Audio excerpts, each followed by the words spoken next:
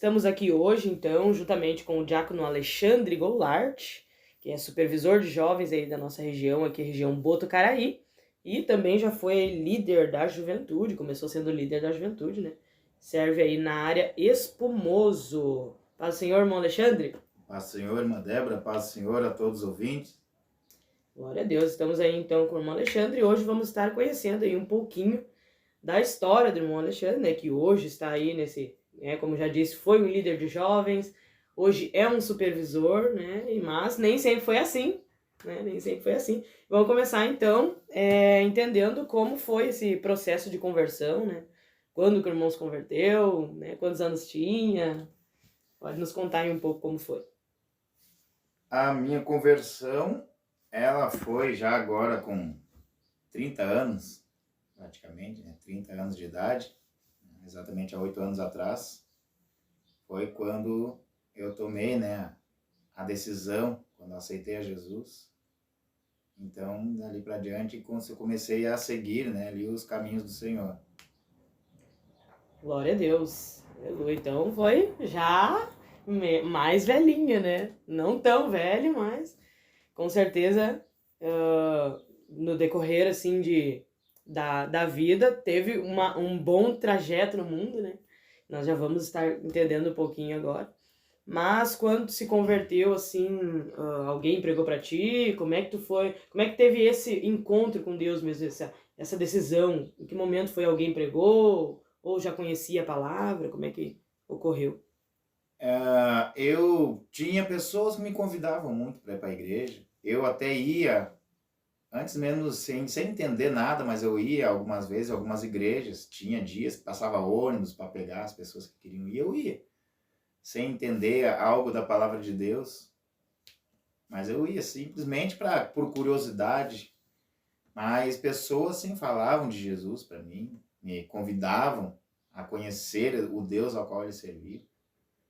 Até que em um determinado momento de eu ir simplesmente por receber um convite, eu comecei a mudar o meu pensamento de mudar de vida. Então foi sim através desses convites aí de amigos, né, passados que já eram crentes. Glória a Deus. A gente vê a importância que há, né, em a gente ser esse evangelista, né? Que nem muitas pessoas, na verdade, foi assim, foi indo convidando, às vezes até a pessoa diz, não vou hoje, ou promete, nunca aparece, né? Como acontece muito, a pessoa prometer e não ir, mas vale a pena a gente ir sempre insistindo, convidando, fazer esse papel de evangelista mesmo, porque uma hora, né, a pessoa pode aceitar, né? Pode ser um momento ali que nós sabemos que para todos, né? Todos Deus tem um momento, Deus tem um propósito, né? E quando Deus tem propósito com a vida daquela pessoa, mais cedo ou mais tarde, pelo amor ou pela dor, né? Ela vai vir, vai se achegar, né? E, né, para quem não conhece, o irmão Alexandre é meu tio, né? Irmão do pastor Márcio, que tem seus programas aí nas terças-feiras, programa Despertar, e muito também da oração da família, né? Que o meu pai, pastor Márcio, foi o primeiro a se converter, primeiro da família a ir para a igreja, e depois aí foi um dos outros, né? Temos mais o irmão Marcelo também, que tem um testemunho abençoado, que acredito que logo nós vamos conseguir trazê-lo também aqui na programação, e para os irmãos conhecerem a história, mas o irmão Alexandre aí também é um fruto das orações do próprio pastor Márcio, que, né, por muito tempo aí, né, vivia um pouco com nós, um pouco... Aí aconteceu do que o pastor Márcio ia indo para cidades conhecer, fazia a obra de Deus, e às vezes aí, os irmãos iam junto. E num desses decorreres também, né, foi que o irmão Alexandre foi se aproximando mais da fé e, enfim, hoje está aí servindo a Deus. Para nós entendermos um pouco como foi aí a sua infância, né, o seu contexto familiar. Nós já tivemos aqui entrevista com o pastor Márcio, então um pouquinho, quem sabe, vai ser meio parecido, né? Como foi, assim. Mas nos conte um pouco como era a criança, como era o contexto familiar, a família ali, os pais. Na vida já desde criança, né, morava com meus pais. Meus pais ainda tiveram cedo nessa separação.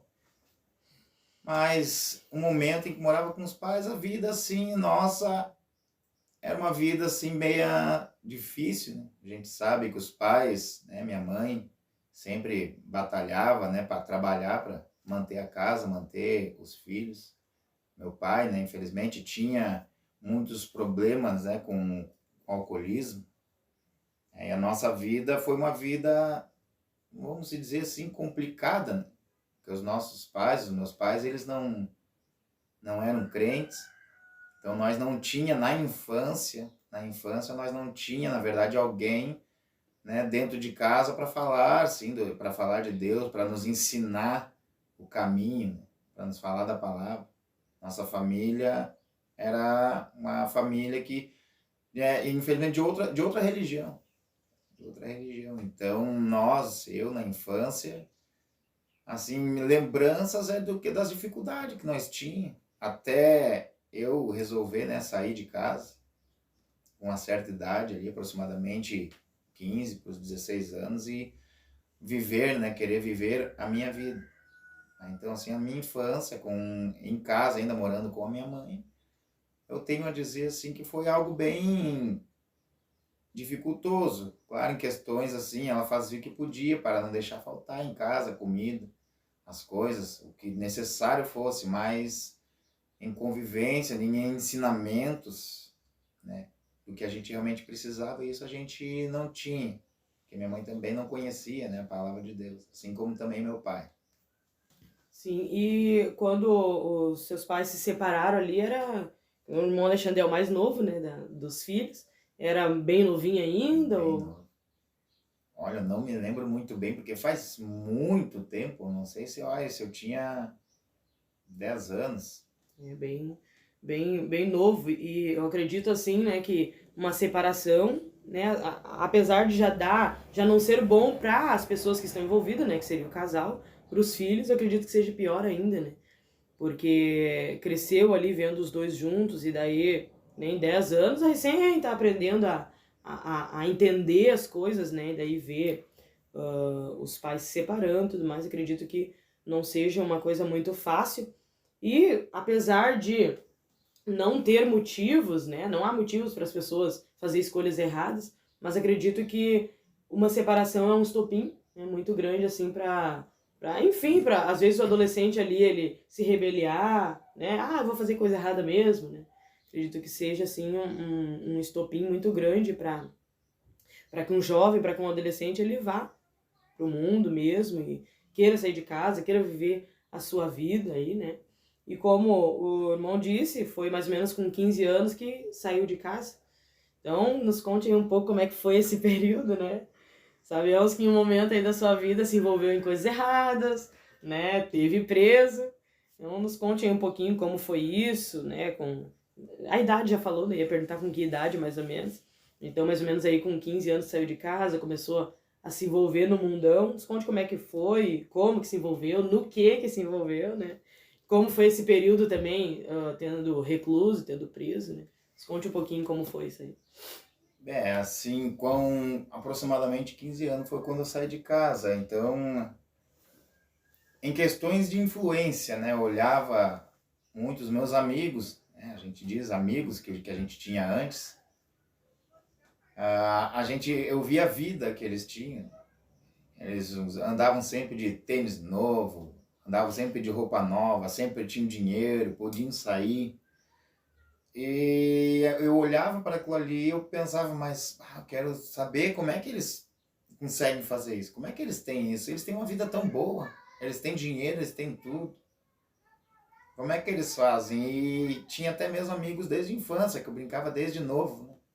Então, dali para diante, com os meus pensamentos de querer conhecer aquilo ali, então apareceu as ofertas, né? Apareceu as ofertas, então com 15 anos eu saí de casa, fui morar com amigos,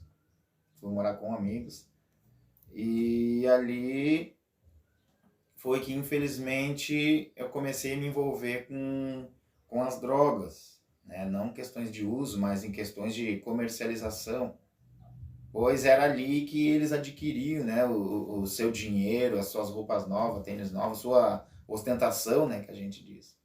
Então, para mim, aquilo ali ia ser a fonte para mim viver a vida deles.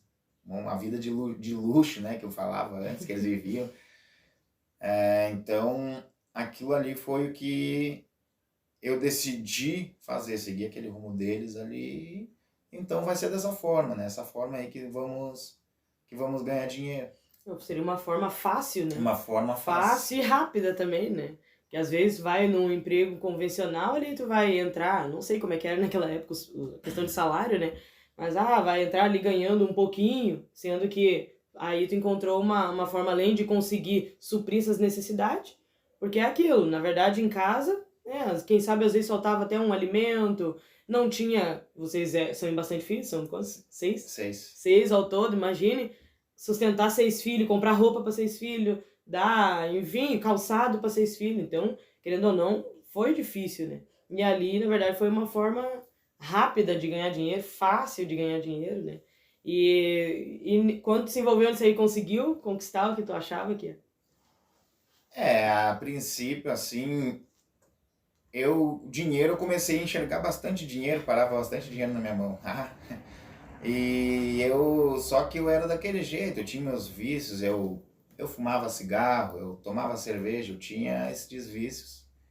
E esse dinheiro eu usava para isso. Eu não era de sair para as festas, não gostava de ir para baile, funk, esse lugar, mas eu fazia em casa, convidava amigos, fazia. Eu ostentava, queria ostentar com aquele meu dinheiro em casa, com churrascos e bebedeiras. E era aquela ali a minha vida, aquela ali para mim tava perfeito. Eu falava assim, eu pensava para mim, agora eu tô bem, agora eu tô bem. Claro, não levava problema para os meus pais, visitava a minha mãe e tudo, não levava problema sobre o que eu fazia. Retornava para casa onde eu estava com os amigos e era ali, até atingir ali a maioridade.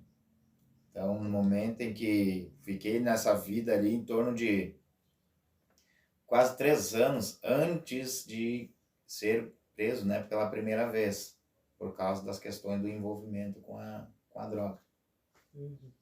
E para ver, né? Tinha uma ideia ali de querer conquistar um luxo, só que para ver como que é se envolver nas coisas, porque acabou, digamos, não gastando simplesmente, quem sabe, porque a gente, por mais seja errado, a gente sabe que tem pessoas que, por exemplo, se envolvem nesse mundo, mas eles têm muita coisa.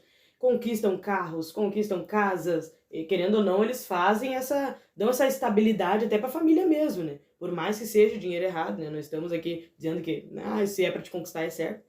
Mas no teu caso, na verdade, também nem...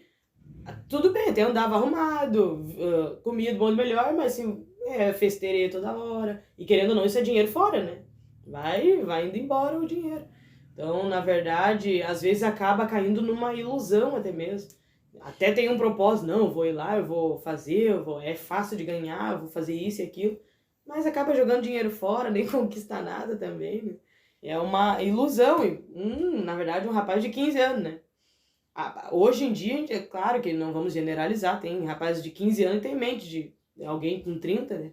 Mas, geralmente, é guri, né? Quer modinhas, quer andar com a roupinha do ano, gastar com isso, gastar com aquilo. Hoje em dia, os jovens querem gastar com joguinho, com tênis, com isso, com aquilo, né? Não tem esse propósito de realmente conquistar mesmo.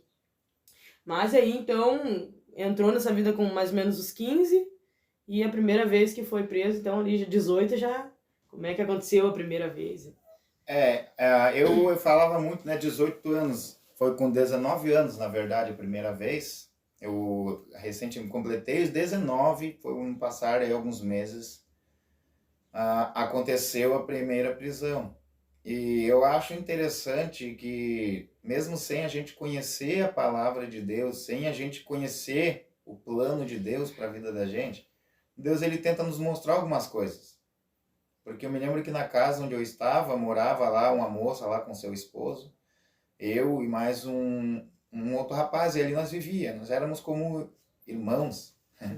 E em uma noite eu tive um sonho assim com um lugar, um corredorzão grande, com um corredor com cela, agora hoje em dia eu posso dizer cela, né, que eu sei o que é agora.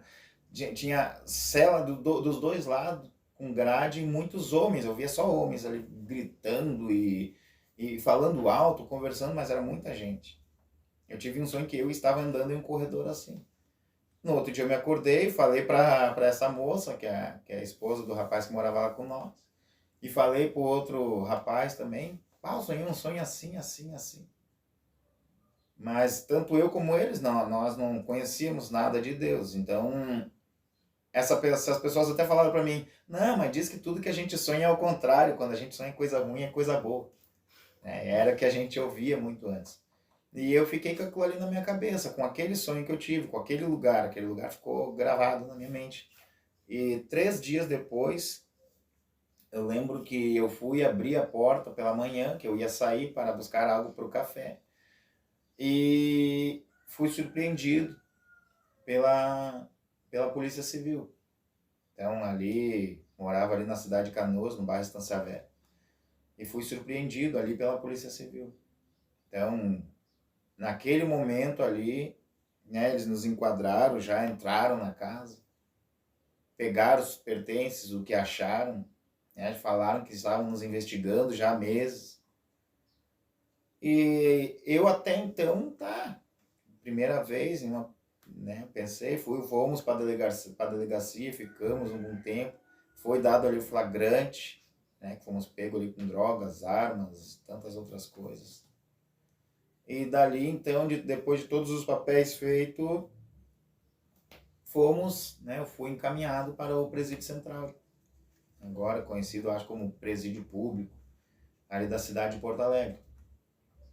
E quando eu subi as escadarias, e entrei naquele corredor, é o corredor que eu vi no meu sonho. O corredor que eu vi no meu sonho, eu vi naquele, eu falei, ali é a primeira vez que eu falei, meu Deus. Isso aqui eu já vi uma vez. Falei isso, eu já vi esse lugar uma vez. Então, ali eu fiquei, na primeira vez, deu em torno de 2 anos naquele lugar. Até eu sair ali, esses 2 anos foram 2 anos bem turbulentos, né? Porque é um lugar onde as pessoas há pessoas revoltadas, lugar ali de facção, pessoas que dizem, né, pessoas da pesada. Então era muita guerra, muita briga, dava mortes quando entravam pessoas que não eram aceitas, e a gente vivia momentos de a polícia entrar ali pela madrugada, quando nem todo mundo estava dormindo. Então, rebeliões acontecidas, muitas coisas. Então ali passou, mas ali, graças a Deus ali em tudo que aconteceu ali, Deus tem, né, me guardado, tanto que eu era envolvido, infelizmente, acabei me envolvendo lá com pessoas de facção, me ajuntando ali, pois tinha conhecido. E Deus, ele me guardou. Deus, ele me guardou. Algo também que eu vejo isso como algo de Deus, há males que vêm para bem. Porque lá dentro tem celas que eles dizem, eles dizem que é cela de prefeitura. Porque são pessoas que são envolvidas lá com os responsáveis, são pessoas lá que são envolvidas com quem é que tem um cargo, tem uma responsabilidade, são respeitados, e me largaram em uma daquelas celas. Tinha a cela da limpeza, a cela dos faxineiros era a cela onde estava só aqueles que faziam a limpeza do presídio, limpeza dos corredores. E me largaram naquela cela, naquele local. E no passar do tempo, ali existia o que a gente fala que fora existia lá dentro, líder. E com 1 ano e 2 meses aproximadamente, foi mudando pessoas, eu estando lá, me largaram eu lá de responsável da limpeza. O que era o responsável? O responsável escolhia quem ia estar naquela cela. O responsável que montava as escalas para as pessoas que iam limpar lá no pátio, que iam limpar no corredor. O responsável que podia dizer, tu não vai mais ficar nessa cela, tu vai para outro lugar. E eu fui largado assim lá nessas funções. E aí hoje, eu depois de estar fora de um presídio, como trabalho com jovens, supervisor de jovens, eu falo, olha só, eu estava em um lugar onde para o mundo, para o diabo, eu servia, eu trabalhava para o diabo, eu comandava, eu era encarregado de algo, mas para o diabo. E Deus, ele me mostrou lá dentro que aquilo ali, coisas que eu fazia, ele ia me tornar para fazer coisas melhores aqui fora. Meio que um preparo, né, para o quê? Ou seja, então, organização eu aprendi, claro, em um lugar não favorável. Lá eu aprendi algo a respeito de organização e aqui Deus me transformou, né, no onde eu estou hoje. Então tudo isso, né, começou aí em torno de 2019. E a gente vê assim, porque assim, a gente sabe que todos Deus tem um plano, alguns infelizmente não vão viver o plano de Deus por escolha, né? Às vezes Deus está ali tentando e anos tentando trazer aquela pessoa pro seu lado, às vezes até na dor mesmo, e a pessoa não se dobra. Mas eu posso ver que Deus tinha um projeto na tua vida já desde o momento em que se envolveu e lá sonhou. Porque, né, parece que tu já viu o que ia acontecer, por mais que não entendesse na hora ali, né? Já viu, mas quando entrou lá, já viu, não, bah, eu já tinha visto, já tive nesse lugar, né, em sonho, na verdade. E ali realmente, Deus preparando ali uma oportunidade, acredito até para te estar meio que guardado, né? Porque acredito que uma liderança, assim, nessa forma que tu contou, é um pouco mais respeitada, tem um pouco mais de autoridade, né? E seria o contrário de estar lá, quem sabe, junto com os outros, mais envolvido ainda, se envolvendo mais ainda. Porque que nem a gente sabe que, na verdade, infelizmente, eu acredito que um pouco falta na nossa justiça brasileira, porque aquele que vai preso, ele não sai de lá pronto para viver numa sociedade, ele sai pior, né? Não é claro que alguns, graças a Deus, hoje têm um trabalho dentro do sistema prisional, em que pessoas podem, né, ter a oportunidade de se converter, de mudar de vida, mas a maioria tá lá, na verdade eles estão presos, mas continuam trabalhando, continuam chefiando a rua, né? Então, querendo ou não, o que era para ser, de repente, de estar lá preso, para tentar melhorar, para que quando voltasse para a sociedade estar melhor, servir de bênção, digamos assim, volta pior, mais revoltado, enfim, com tudo que acontece lá. E Deus ali foi preparando uma oportunidade para ti até mesmo aprender a ser um líder, para uma hora ser um líder da forma correta, né? Então a gente vê aí como é quando Deus ele tem um propósito na vida da pessoa. E sim, Deus vai permitir, porque ele poderia, quem sabe, ter te livrado antes de tu entrar mesmo para querer, né? Com 15 anos, imagina um adolescente de 15 anos sair de casa, né? Querer viver sua vidinha ainda nas coisas erradas, né? Então ele poderia ter dado livramento antes disso, né? De alguma forma não ter permitido que saísse de casa, não ter permitido que se envolvesse. Mas às vezes vai precisar passar por esse processo para que aprenda, né? E que nem disse, converteu mais ou menos com 30 anos, querendo ou não, já estava mais maduro, já tinha vivido muita coisa. E é bem diferente, por exemplo, um líder de jovens, trabalhar com jovens, um líder que teve experiências, né, para conseguir liderar uma juventude, é bem diferente de aquele que nasceu num lar cristão, que não teve tantas experiências lá no mundo. Vai ser benção igual, mas aquele que teve experiências tem como ajudar muito jovem que às vezes quer entrar para essa vida, que tá vivendo um momento de rebeldia. Aí, digamos, no teu caso, eu tenho testemunho para contar do que como foi lá, né, de livrar aquele jovem. Então a gente vê aí que às vezes Deus ele permite para até mesmo testemunho, né? Hoje está aqui contando testemunho, se não tivesse vivido isso, quem sabe não estaria aqui, né? Ou o testemunho seria diferente, enfim. Mas Deus, ele é tremendo, ele é poderoso e ele avisa, ele livra, né? Quem sabe, né, nessa vida que se meteu, poderia ter morrido ao invés de preso, né? A gente sabe que é uma guerra de uma facção com outra, tá pegando meu território, isso e aquilo. Não entendo muita coisa, né? Graças a Deus eu não precisei viver nesse meio. Mas, pelo que a gente sabe, próprio mesmo que vocês contam, é assim, né? Então poderia ter sido pior, mas não, Deus permitiu que fosse preso, mas hoje tá aqui pra glória de Deus, né? E depois dessa primeira vez, então, tu teve mais vezes, né? Como é que saiu, como é que foi, assim, essa... Depois dessa primeira vez aí, que deu aproximadamente 2 anos, eu fui encaminhado para um regime semiaberto, até porque lá onde eu estava, lugar que eu trabalhei, lá dentro, como eu trabalhava, então eu ganhei uma redução de pena, pois lá dentro eu trabalhava.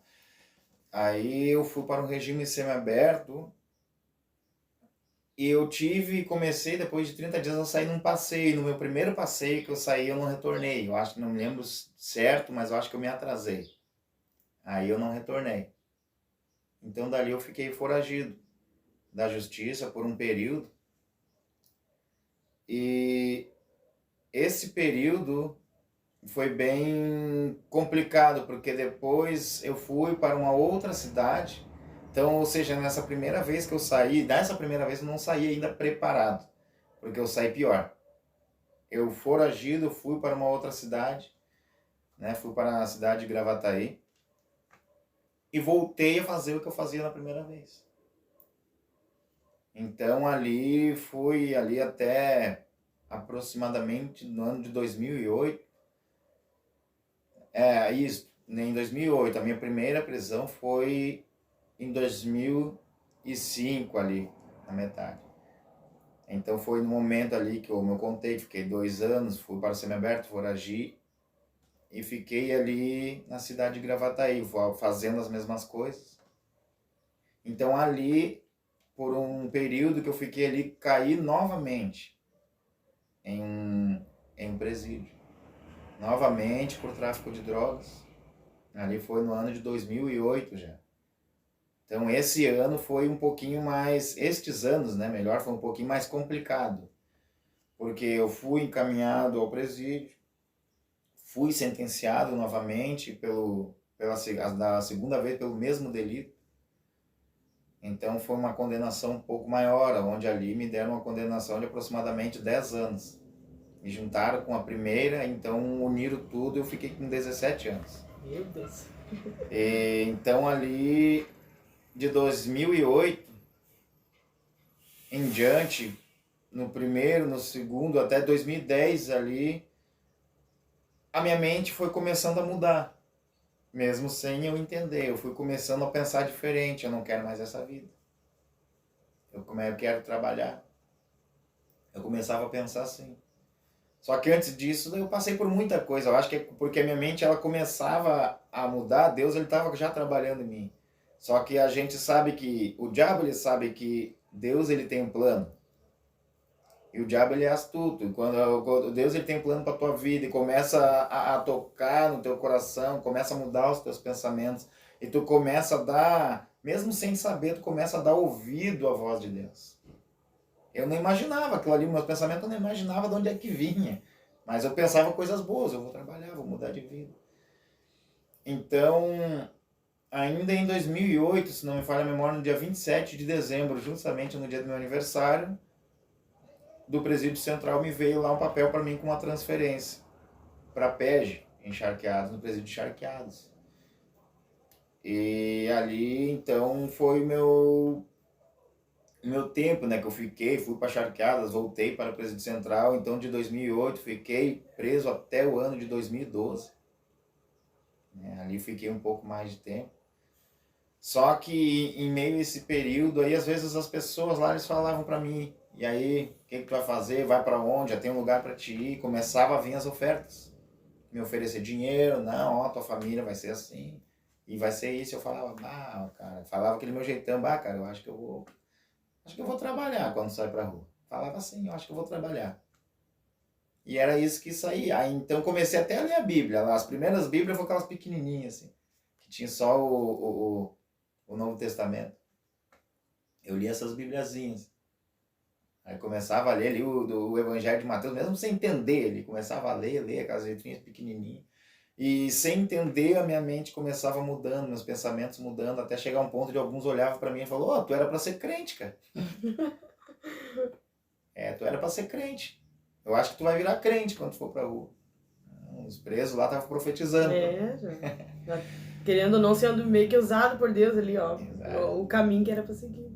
Então, dali eu comecei, né? Eu coloquei assim no meu coração, não, eu vou sair pra rua, vou mudar de vida, eu vou trabalhar. Então, em 2012, eu fui novamente liberto, fui novamente para um semiaberto. Aí, se não me falha a memória, eu fui para a cidade de Alvorada, na região metropolitana de Porto Alegre. Novamente foragido. Então vê como a resistência do ser humano para as coisas do mundo é terrível. Ele novamente é o foragido, depois de 4 anos preso. E mais uma vez Deus falou comigo novamente. Um homem nunca tinha visto na minha vida. Eu estava indo naquele dia em um bar. Então um homem passou por mim, colocou a mão no meu ombro e me disse assim, ó, Deus mandou te dizer que o teu lugar não é aqui. Que Deus, ele tem grandes coisas para te dar, para largar em tuas mãos, mas é longe daqui, não é aqui. Falou assim. E em 2013, isso eu me lembro, eu fui para a Arvorezinha. Fui para a Arvorezinha. Eu não me lembro, sim, só como que eu cheguei ao contato com o pastor Márcio. Eu sei que foi nesta época que eu fui para lá. Só que eu ainda estava foragido. Mas fui para lá, comecei então a trabalhar, né? Apareceu lá em portas de emprego. Comecei a trabalhar e foi passando o tempo. Fiquei lá 2013, 2014. E eu não tomava aquela posição, eu ia na igreja, mas eu jogava bola, eu gostava de jogar futebol. Ali eu já não me envolvia mais com a criminalidade, o meu pensamento não era aquele. Mas eu pensava, tá, agora eu não estou me envolvendo com a criminalidade. Eu vou na igreja, tá tranquilo, eu vou nos cultos às vezes. Ah, eu vou jogar minha bolinha, tô de boa. Esse era o meu pensamento. E Deus não era aquilo que Deus ele queria para mim. Eu sabia ainda que eu era foragido da justiça, mas como eu estava em uma cidade pequena, né, eu não tinha essa preocupação. Todo mundo conhecia todo mundo, até as viaturas da polícia passavam, cumprimentava a gente. Falei, ó, aqui todo mundo é meu amigo. Mas houve uns momentos assim que algo começava a me incomodar. Algo começava a me incomodar. Então até eu creio que até a irmã Débora pode me ajudar, porque eu não me lembro se foi em 2014 ou em 2015 que eu deixei um bilhetinho lá junto com um casaco, um moletom que eu deixei para ela. Eu não tô lembrada também, assim, do ano certo, porque 2015 a gente se mudou de lá, né? Então, provavelmente, ou só se foi no início, porque em agosto de 2015 a gente se mudou para Espumoso. E daí, ou foi no início, ou ali para o final de 2014. Então sim. Então acho que foi pelo início de 2015. Eu estava já alguns dias com algo me incomodando, dizendo, não, ainda não tá certo. Ainda não tá certo, ainda não tá certo. Então, sem falar nada pro pastor Márcio, para a irmã Mônica, me lembro que a irmã Débora tinha pedido um casaco, um moletom meu emprestado para ir para a escola. E eu deixei aquele moletom ali, só que antes disso eu tinha botado na minha cabeça, não, eu vou fazer isso que tá vindo no meu coração. Liguei para minha irmã, que mora em Canoas, a Elaine, e só disse, ó, eu vou ir para Porto Alegre, eu vou ir para isso, se tu quiser junto comigo, eu vou me apresentar. Eu falei assim. E deixei ali aquele bilhetinho ali para a irmã Débora com aquele casaco e dali eu saí. Tinha dinheiro para passagem, tudo, peguei o ônibus na cidade de Arvorezinha e me apresentei. Porque aquilo é o que eu sentia no meu coração. Eu preciso mudar essa situação. Então ali novamente eu tive mais um período de estar na prisão. Que aí então me foram ali, me receberam. Ainda até lá os policiais falavam, né, viram as minhas papeladas e falaram que iam me colocar direto em um semiaberto, porque eu me apresentei. Até fiquei meio feliz, né, que ia ser mais fácil do que eu imaginava. Eu pensava, vai ser mais fácil do que eu imagino. Mas não foi isso que aconteceu. Me largaram em um lugar mais longe ainda, né, conhecido aí como Arroio dos Ratos. Um presídio fechado, muito distante. E ali eu fiquei por mais um período. Não foi muito, porque até ainda, se não me falha a memória, foi em 2015 que houve ali a minha liberdade. Desta vez não foi para semiaberto, foi uma condicional. Só que este período que eu passei lá, a minha mente continuava com aquele pensamento não mais de fazer o mal, mas de mudar de vida. Era este o meu pensamento. E eu estava em uma cela que tinha um rapaz que o pai dele era pastor. Eu me lembro até hoje, o nome dele era Gessé. O nome dele era Gessé e às vezes ele falava algumas coisas da palavra de Deus e dizia, meu pai é pastor. Este rapaz estava lá por um latrocínio, muitos anos, acho 30 e poucos anos de cadeia, um rapaz novo. Mas ele falava ali sobre o pai dele, que ele era pastor e tudo. Mas eu mesmo sabendo que eu tinha alguém da família que era pastor, que eu ia na igreja, eu tinha vergonha de falar das coisas de Deus. Eu tinha vontade de orar, mas tinha vergonha de orar, porque eu pensava, né, a soberba é algo terrível. Eu pensava como, vou orar um monte de cara aí, bandido, coisa, vão rir de mim, eu orando. Eu pensava assim. E em um dia eu pensava, eu queria uma oportunidade para me orar. Nem que seja em silêncio, que eu acho que Deus ele vai ouvir a minha voz se eu só cochichar. Eu pensava assim. Em um dia, eu acho, quase 11 horas da noite, faltou luz. E lá, quando falta luz, escurece. Ninguém enxerga ninguém. Faltava, escurecia total. E quando faltou luz, eu me lembrei daquele meu pensamento que eu queria orar. Então, eu subi bem devagarinho na minha cama lá, que eu dormi.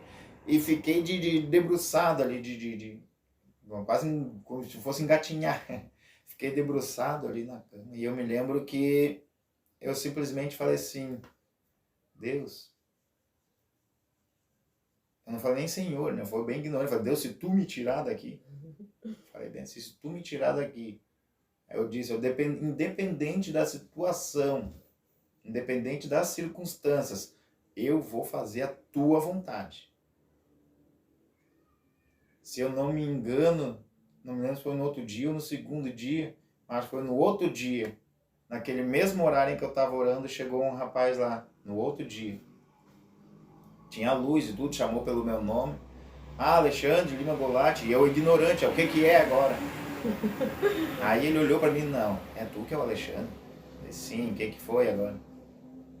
Não, é mentira, não é tu, né? Eu falava, sou eu, o que é? Liberdade para ti. Quando ele falou aquilo ali assim, eu me lembrei do que eu falei um dia antes com Deus. Então, o pedido que eu fiz para Deus, se ele me tirasse dali, eu prometia fazer a vontade dele. É só o que o Senhor precisava para fazer o milagre, né? Era que tu aceitasse a vontade dele. Exatamente. Então, eu saí em liberdade. Não tinha ônibus, não tinha nada. Ainda um rapaz lá me deu 20 reais para me pegar um ônibus. Tentei entrar em contato, não tinha quem fosse me buscar, porque era de noite, era difícil.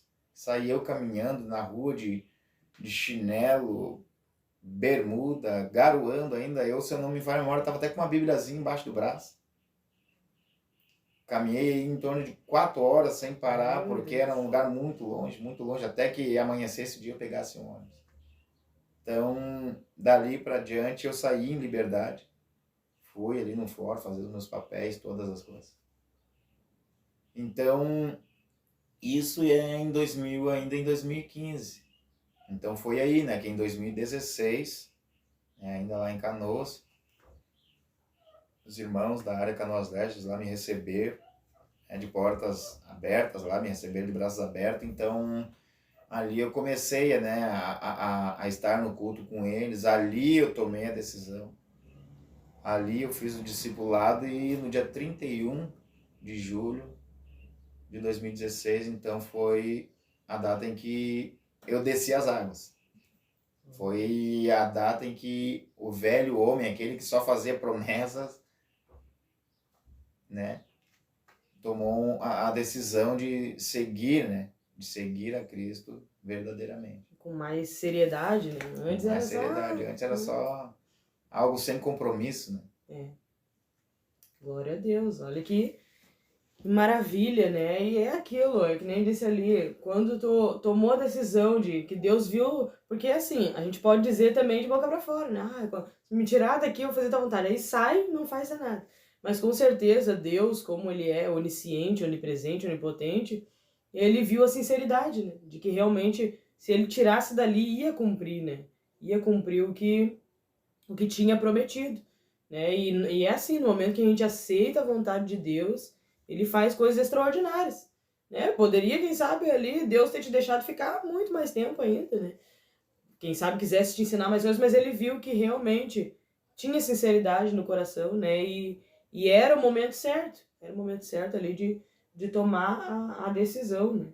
E bênção de Deus aí, então realmente foi assim, né? Eu tenho até hoje a carta, a carta que me deixou, porque, né, como eu já disse pros irmãos, é meu tio, e como ele, na verdade, eu tenho 26, ele, na verdade, é o quê? 12 anos mais velho que eu. Então, digamos assim, eu era uma criança, ele adolescente, ele era um jovem ainda, né?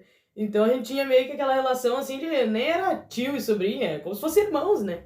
Que quando não tava preso, tava morando com nós. Então a gente convivia muito tempo junto, tinha uma amizade muito forte, assim.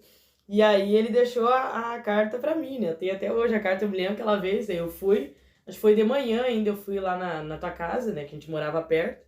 E daí tinha lá em cima da cama, acho que era o casaco que eu queria e a carta. Mas pensa que chorou, né? Ai, olha o que ele fez, foi ligeiro mandar. Daí não avisou pra ninguém, né? Fui ligeiro lá mostrar pra mãe e pro pai a carta, e daí ele tinha ido se entregar, né? E foi algo assim, porque eu penso hoje, quem é que faz isso, né? Ah, eu vou me entregar, tá? Poderia até mesmo, eu me converti agora, deixa assim mesmo. Se me pegar, eu vou pagar. Mas só que a gente sabe que aquilo que, né, fez para a justiça dos homens tem que ser pago. Então acredito que o próprio Deus mesmo queria que tu não ficasse mais preso com a justiça. Porque até quem sabe poderia seguir ali a vida, se converter e tudo mais, e vivendo até, pra ver até onde ia, mas com a justiça humana ia estar devendo sempre, né? Então ali eu acredito que não é qualquer um para ter essa. Até porque, que nem disse, tu acha. Com certeza ia pensar, não, vou ir me entregar agora, Sim. sei lá quantos anos eu vou ficar, né? Até mesmo por ter estado foragido. Mas ali acredito que o próprio Deus mesmo incentivando que fosse e pagasse tudo certinho, porque é aquilo, depois pode andar livremente, né? Não tá devendo nada, pode andar de cabeça erguida. Até mesmo porque Deus, ele quer que a gente, por mais que a gente errou, enfim, seja qual o pecado, que nem a gente sabe, tem pessoas que mataram, que roubaram, que fizeram acontecer e hoje servem a Deus, mas andam livremente, cabeça erguida, sim, não tem nada do que ser apontado, do que dever, né? Então Deus, ele faz as coisas tudo correto, tudo certo. E aí então o Alexandre foi, se entregou, né? E ficou pouco tempo, na verdade, né? E logo então retornou, pôde sair em liberdade mesmo e cumprir aquilo que ele tinha prometido, né? Que ia fazer a vontade de Deus. E ali então foi na Contel, né? Que tu Sim. começou a... Para os irmãos que conhecem o Ministério da Restauração ali é Canoas Leste, né, ele foi para Contel congregar ali. E ali então aceitou Jesus mesmo, se batizou lá na sede de Porto Alegre, na sede internacional. Eu tive o privilégio de conseguir ir no batismo, né? E foi bênção de Deus, e daí em diante, então, nunca mais retrocedeu, né? Nunca mais voltou atrás. Acontece, né? Alguns convertem, e daqui a pouco volta lá pro mundão de novo, vai preso mais uns anos, né? E graças a Deus, desde ali, então, foi 2016? 2016. 2016, desde então tem permanecido na presença de Deus aí. Hoje, né, para nós que somos família, olhar para o Marcelo, né, que é o meu outro tio, como já disse, vamos trazê-lo ainda na nossa programação, e olhar para Alexandre é milagre, né? Porque a gente que viu vocês, tudo que viveram, né? O Marcelo ainda foi um pouquinho pior. O irmão Marcelo ainda foi um pouquinho pior, mas, né, ver os dois hoje bem, né? O irmão Alexandre casado já, e a gente olhar para trás, quem diria, né, que iam viver a vida que vivem hoje. O irmão pode nos contar um pouquinho aí como que foi o processo depois disso, né? Conheceu a atual esposa agora, né, que agora é esposa, como é que foi esse processo aí, como que é esse momento que como que o irmão descreve esse momento que tem vivido agora em Deus? Vamos dizer assim, é um momento que eu nunca imaginava. Mas eu sonhava com momentos assim, sonhava de... às vezes tinha coisas que eu achava loucuras, porque eu tinha sonhos a respeito disso. Sonhos, só que eu não entendia. Sonhos com empregos, que hoje eu estou trabalhando de fato, sonhos com empregos assim, com casamento. Então tudo que Deus ele me mostrou, ou seja, que ele prometeu que ia ter para a minha vida, ele cumpriu, né? Está se cumprindo ainda. Então, hoje, eu olho para o que eu vivo hoje, né? Casado, eu moro ali na cidade de Espumoso. Minha esposa, a irmã Josiane, que está junto comigo aqui hoje, visitando aqui em Soledade. Então, hoje nós vivemos assim, até mesmo para ela, eu conto, assim, com alegria o que Deus faz. Procuro lembrar do que eu disse para Deus, o que eu falei para Deus. Antes de ele me dar último livramento. E hoje é algo tremendo, né? O que eu vivo, né? Casado aí, trabalhando, né? Posso sair de cabeça erguida, posso visitar familiares, posso viajar sem ter medo de nada. O meu único temor é de falhar com Deus naquilo que eu prometi. Então, é maravilhoso, assim, o que se dá para viver hoje. Conheci a irmã Josiane ainda em 2017, se eu não me engano, conheci de conversar, assim. Na época eu tinha Facebook, essas coisas nada, tudo. Então conheci a irmã Josiane na época, começamos a conversar, casamos em 2019, começamos a conversar, namoramos aí em torno de, acho que, não sei se não deu mais de um ano, porque começamos a conversar em 2017, eu me apresentei lá pro pai dela em 2018, já em Espumoso. Então, ali nós namoramos, noivamos, casamos aí no dia 16 de março de 2019. Então, estamos aí hoje aí juntos, né, fazendo a obra de Deus, trabalhando aí com a juventude. E sempre com aquilo em mente, né? Daquilo que... Tudo que Deus ele mostrou. Usou pessoas para falar. Do que ele ia fazer, como ele ia fazer. Pensando em todas as coisas passadas que foram promessas de Deus. E hoje usando tudo aquilo para não sair, não se desviar, não se afastar dos caminhos do Senhor. Cumprir a promessa que foi feita, né? Porque Deus, creio que ele só livrou porque fez aquela promessa e ele viu sinceridade, né? E claro, que nem a gente diz assim, infelizmente há muitas pessoas que acabam, ficaram uns anos, um tempo na igreja e acabam dando lugar pro diabo. Na verdade, a gente sabe que é uma luta diária a gente se manter no propósito, né? Então, com certeza, depois de cristãos, muitas dificuldades passou, quem sabe períodos de não conseguir um trabalho, né? E isso eu acredito que para muitos é um gatilho para aquele, mas lá eu tinha, lá era fácil. E às vezes até amizades mesmo, né? Vim te oferecer, tá passando dificuldade aí, mas vem com nós, né? Que nem a gente já teve entrevista com o irmão Moisés, aqui o irmão Moisés Mota, e ele conta que já teve momentos, ele era usuário de drogas, teve momentos ali de ele sonhar que tá fumando, porque querendo ou não, aquilo ali gera um prazer, por mais que é destrutivo pro próprio organismo, gera um prazer. Então, mesmo depois de cristão, às vezes chega a sonhar que tá usando a droga que gostava, né? Então, eu acredito que é momentos assim que vai vindo as tentações e muitas pessoas acabam, infelizmente, voltando atrás, né? Mas graças a Deus, não tenho estado até aqui, né, na presença de Deus, com família, né, tendo um emprego, sabendo que está conquistando o que está conquistando dignamente, né, não é tirando dos outros, ou que nem antes vendia, comercializava as drogas, estava ajudando outros a se destruírem, né, porque eles que compravam estavam se destruindo também, né. Então a gente vê como Deus age, como Deus ele trabalha, e desde antes lá nem era cristão ainda, mas já pensava em viver dignamente, né? Porque é que nem a gente falou, infelizmente a realidade é que a pessoa vai pra lá, fica pior e sai já com aquele pensamento, vou fazer isso, vou fazer aquilo, né? Quantos agora a gente escuta nas notícias, né, que saíram, por exemplo, nessa saidinha de Natal que eles têm, né? Quantos saíram e já voltaram já com mais delitos, com mais coisa para pagar, né? Quantos saíram, mataram companheiras, roubaram, enfim, fizeram acontecer. Então, a gente sabe que às vezes sai pior, mas quando Deus tem um projeto, né, ele dá graça, por mais que não tenha ido lá alguém pregar a palavra, ele vai de alguma forma alcançar, né? Se tinha uma biblinha lá que tu lia, né? Ninguém te mandou ler a Bíblia, né? Entendeu que tinha que orar, fez, um momento oportuno fez a oração.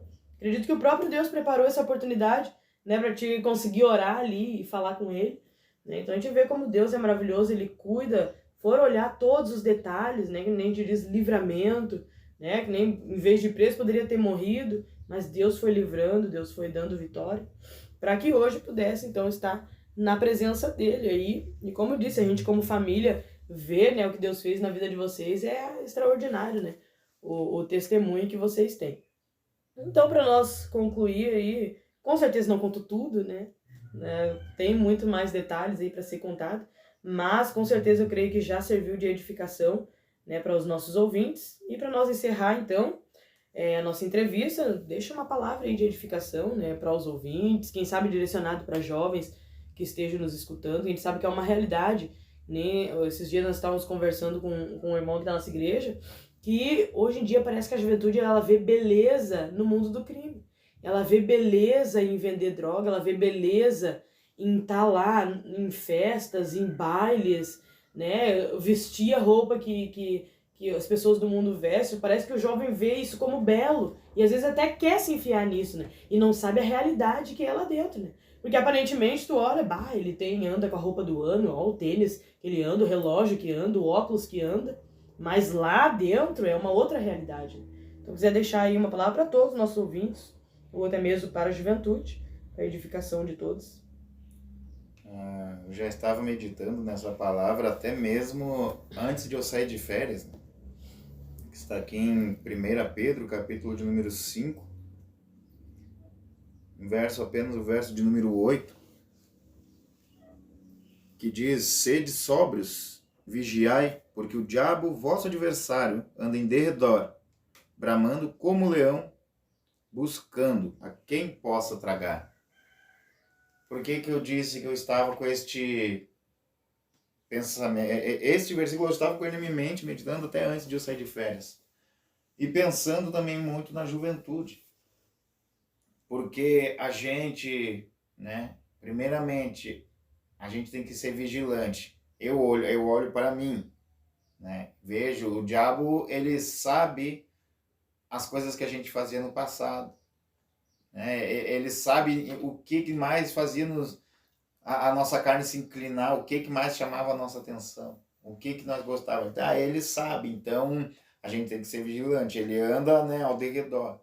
Mas eu pensei sobre isso, sobre este versículo, porque a gente sai de férias, quem sabe vai para lugares, para meio de pessoas que não são crentes, né? Até mesmo familiares que não são crentes, passa dias, a gente encontra amigos, né? Vamos se dizer assim, antigos, mas que não são crentes. E o diabo, muitas vezes, se a gente não estiver vigiando, ele usa estas situações, ele usa estes momentos para nos tirar da presença de Deus. Então, né, primeiramente, eu quero deixar principalmente para os nossos jovens, né, que estiver escutando, a juventude que estiver escutando.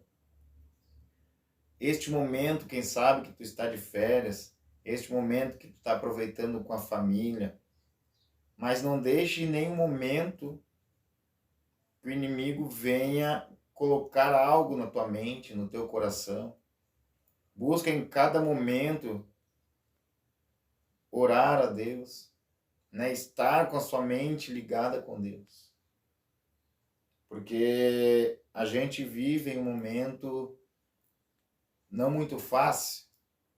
A gente sabe das dificuldades, das lutas, tantas coisas que acontecem, e às vezes, se a gente não estiver vigiando, o diabo ele se aproveita de situações, assim como a gente vê, né, a situação de Jó, quando os anjos se apresentaram, né, a Deus, Satanás juntamente ali, aproveitando aquela oportunidade, mas Deus ele conhecia a Jó. Tanto que ele pergunta: observastes meu servo Jó, homem reto, íntegro, temente a Deus, se desvia do mal. E o diabo ele usou o quê? Ele usou as circunstâncias, usou dificuldades, toca nos seus bens, toca em algo para ver se ele não blasfema contra ti. Porque o diabo, na mente dele, no mundo, as pessoas, elas precisam, nós que vivemos aqui, nós precisamos de algo, nós precisamos dos mantimentos, nós precisamos de alguma coisa para nós. E ele, muitas vezes, ele usa isso. Então, se apresentou a Deus como se Jó estivesse apenas servindo a Deus pelo que ele tinha. toca nele, faz isso com ele para ver se ele não blasfema, para ver se ele não se afasta de ti. Mas Deus, ele conhece os nossos corações. Nem como falávamos ali antes, que eu tinha vergonha de orar. Eu creio que Deus, Deus, ele conhece o nosso coração. Ele até já sabia o que eu iria falar. Ele poderia ter feito isso sem eu orar? Não, ele queria ouvir eu falar com ele. Ele sabe o que eu queria. Mas ele queria ver eu pedir. E é isso que Deus, ele espera de nós. Muitas coisas que pedimos a Deus. Ou às vezes cruzamos os braços. Não, Deus, ele quer ouvir de nós. Ele conhece os nossos corações. Ele sabe, conhece as nossas debilidades. Sabe até onde nós podemos chegar. Mas ele quer nós ouvir. Ele quer que nós estejamos intimidade com ele. Então eu deixo, né, este versículo ao qual nós lemos, né, e completei um pouco mais com estas palavras, para que possamos nós, a cada dia mais, se aproximar de Deus, ser vigilante, sermos cuidadosos. Porque eu digo pelo que eu vivi, pela minha idade, a gente muito ouvia falar, me diga com quem que tu anda, que eu digo quem tu é. Não, eu ando com fulano, mas eu não... Eu ando com ciclano, mas eu era assim. Eu me envolvi. Mas, né, Deus, ele me deu livramento, Deus me guardou de o pior acontecer. Então nós temos, jovem, cada um que estiver escutando, precisa ter o desejo de Daniel em sua vida. Daniel, ele assentou no coração o que? Não se contaminar com os manjar, com as coisas que são oferecidas, com as coisas que o inimigo oferece. Ele tomou no seu coração não se contaminar, e Deus o honrou. Deus o honrou, colocou no meio dos lobos, mas para ele servir como um exemplo de Deus. Então é isso que nós devemos seguir, exemplos de Daniéis, né? Temos que ser aí Daniéis. Bem? Que Deus abençoe aí cada um dos ouvintes, jovens. Deus abençoe a cada um. Glória a Deus. Tivemos aí então, essa bela entrevista. Eu espero que você tenha sido abençoado, edificado com cada palavra, com este testemunho.